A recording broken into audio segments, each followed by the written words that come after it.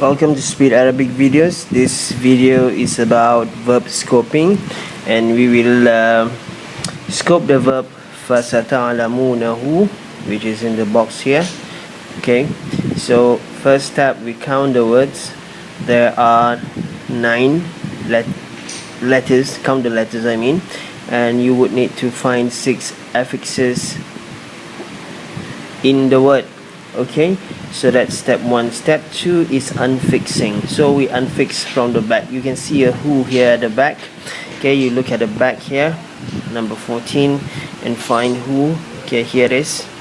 And then you have a wow noon here, which is just before it. So you would look at this 12 here. So wow noon is the subject of the verb. Okay, so there are 2 wow noons here, so it's going to be either this or this. So from here you know that this verb is a present tense. Okay, it's a present tense. Okay, if you were to go to step 6 later on, you would know that. Okay, which tense to circle. And then we go to the step okay, sorry, you haven't finished unfixing. We go to the front, and you can see a fa and a sa here. So we circle both fa and sa, and then we are done, and you are left with the ta here, the ta. So the ta, we would find here there's a ta, here there's a ta, here there's a ta. That means there are 3 possibilities. It can be past, present, and common. But the thing is that we have established that this verb is a present tense based on the subject, because it can the wow noon can only happen in the present tense. So in that sense, we choose the present tense ta here. Okay, so and then we go back to this number 12 and see the ta. So the ta is here and the ya is here, so we choose this ta and wow noon to be the subject, and the meaning of wow noon here is you all. Okay, so we are done unfixing, and you are left with ain, lam, mim, which are the 3 roots. So you would just fill in 7, 9, 11 with the letters and the strokes. Okay, and then what you do, step 4, is to scope from 5 to 11. Scope and measure. So what do? You just bring the sign down for 7, 9, and 11. This sign is sukun, so you bring down. So far, there's a sukun on the fa, and then there's a fatha on the ain, and there's a dhamma on the lam. So, and you bring all down for number 5. You bring all down, not just the sign but the letter also. So you have a ta here and a fatha. So what you do, you have here, you scope 5 to 11, and you have taf'alu. That is step 5. That means you just transfer the verb form here, okay, fully, and you would have taf'alu. Once you have that, the next step is the most important step, which is to identify the form number. Of taf'alu. So you go to your verb forms table and you find taf'alu, and we have established that it's a present tense. So you go see the form, whether it's 1 or 2 until 10. So you go through 1 until 10, you find taf'alu, okay, and then you will find it here, taf'alu. The first letter, which is quite vague there, which means it can be a, na, ya, ta, anita, as the indication of present tense. Okay, na, ya, ta is all here. All these letters can be represented by the first letter here. So taf'alu is here.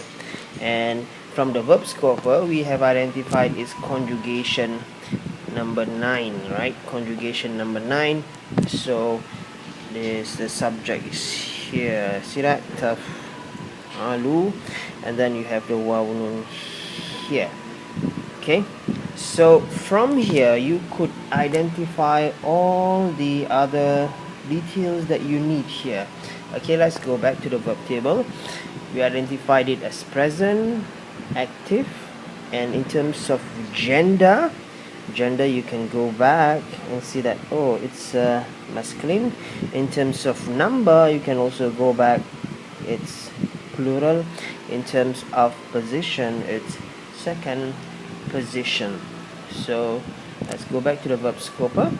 It's active, masculine, plural, and second person. Done. And then we go to step 7 to translate the scoped verb based on the rooted entry. The root is ain lam mim. Okay, let's write ain lam mim here, and then the form number as we we have not identified the form number. Let's go back here. So this verb is form number 1 as written there. So there's no number 1 here because in the dictionary they don't write number 1, form number 1. Form number 1 is the first meaning that we get after we see this rooted entry. Okay, so form number 1, we'll just write form number 1 here. Let's go to the dictionary. So ain lam mim is the root. Ain lam mim is the root. Okay, so we take the first meaning, which is no. Okay, to know. To know is the meaning. This is form number 1. Okay, it's not written there because it's the first meaning that you see. Okay, if you were to find other form numbers, you will need to go down, maybe down, and then until you find form number 2, 3, 4, if the form numbers are valid for that particular entry.